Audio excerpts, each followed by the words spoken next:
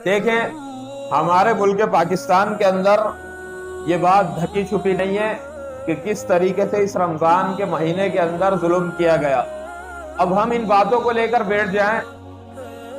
کہ نہیں یار وہ تو فلانے فرقے والے تھے یا فلانی جماعت والے تھے،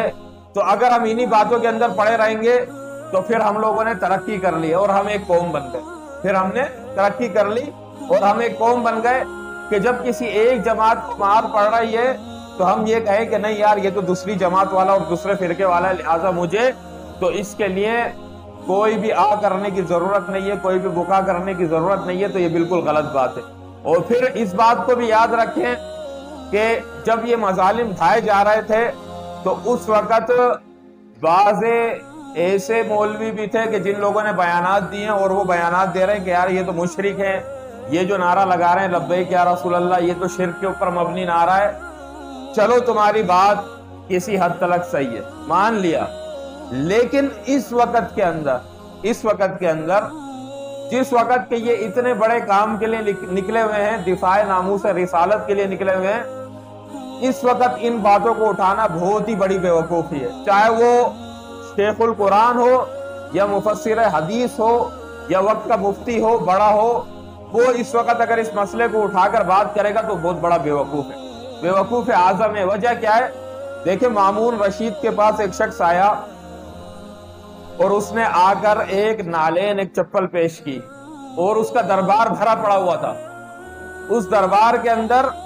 بہت سارے علماء عمائدین بہت لوگ بیٹھے ہوئے تھے۔ اب جب ایک آدمی نے چپل پیش کی اور کہا کہ یہ آقا نامدار حضرت محمد صلی اللہ علیہ وسلم کی نالین مبارک ہے، تو مامون رشید نے کتب کے اندر لکھا ہے کہ مامون رشید نے اس چپل کو لیا، اس کو چوما، اپنے سینے سے لگایا اور اس کے بعد اپنے ساتھ ادھر دربان تھا، خزانچی تھا، اس کو دیا کہ اس کو لے جا اور میری تجوری کے اندر لے جا کر بالکل کسی سیف مقام پر رکھ دے، محفوظ مقام پر رکھ دے۔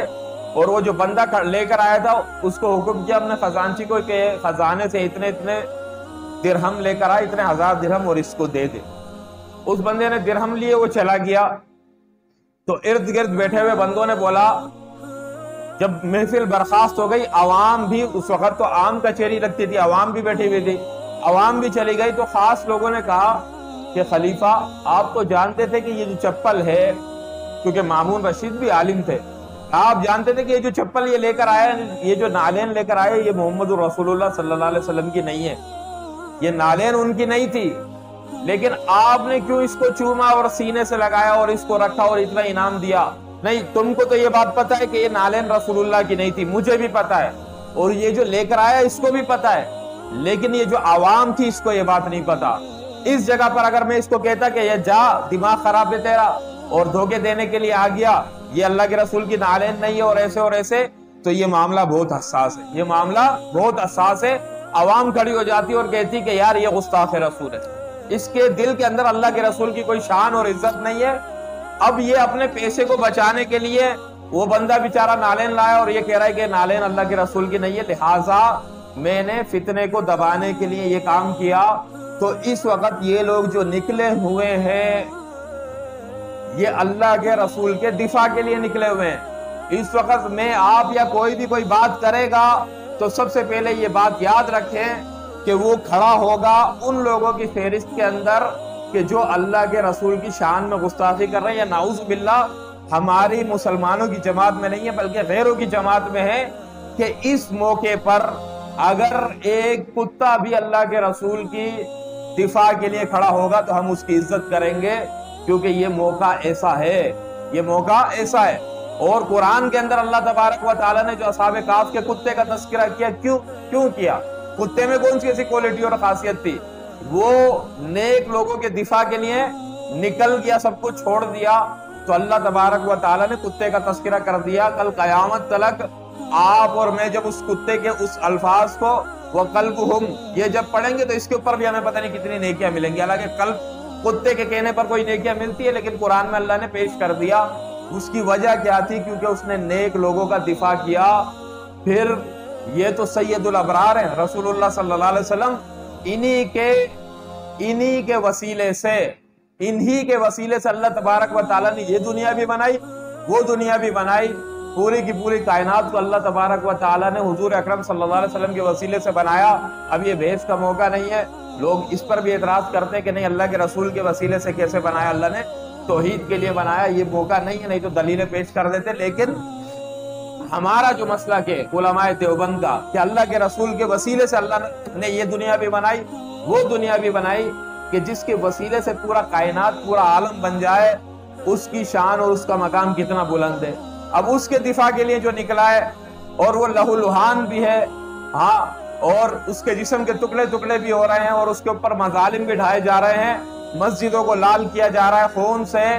اور ہم ادھر بیٹھے ہوئے پنکھے کے نیچے اے سی مسجد کے اندر مزے سے اور بیٹھ کر تقریروں کے جوہر دکھائیں کہ یہ تو مشرک ہیں, ان کا عمل تو کوئی قبول نہیں ہے. تو بھائی تو توحید والا ہو کر دعویٰ توحید کر کر تیری توحید نے تیرے کو اتنا نہیں بنایا کہ تو نکلے اللہ کے رسول کے دفاع کے لیے, اور وہ شرک کے ساتھ بھی نکل گیا. کل قیامت کے دن اللہ کا رسول اس کو اللہ بخش دے. دنیا جنت تو اللہ کی ہے نا, میری اور آپ کی تو نہیں ہے, اور اللہ تبارک و تعالیٰ جس کو چاہے بخش دے. ہاں, وہ پھر تو شرک کا فتویٰ لگا رہا ہے, اور کس نے تمام بریلوی مسلک پر شرک کا فتویٰ کس نے لگایا؟ فرضی تکفیر تو ہم کرتے ہی نہیں, ہم تو عقائد کی تکفیر کرتے ہیں. اب تم مخصوص کر کے لوگوں پر فتوے لگا رہے ہو کہ یہ کافر اور مشرک ہیں, تو یہ تو تمہارا مذہب ہے, ہمارا مذہب نہیں. لہٰذا ہم تو نہیں کہتے ان کو ہم ان کو مجموعی طور پر مشرک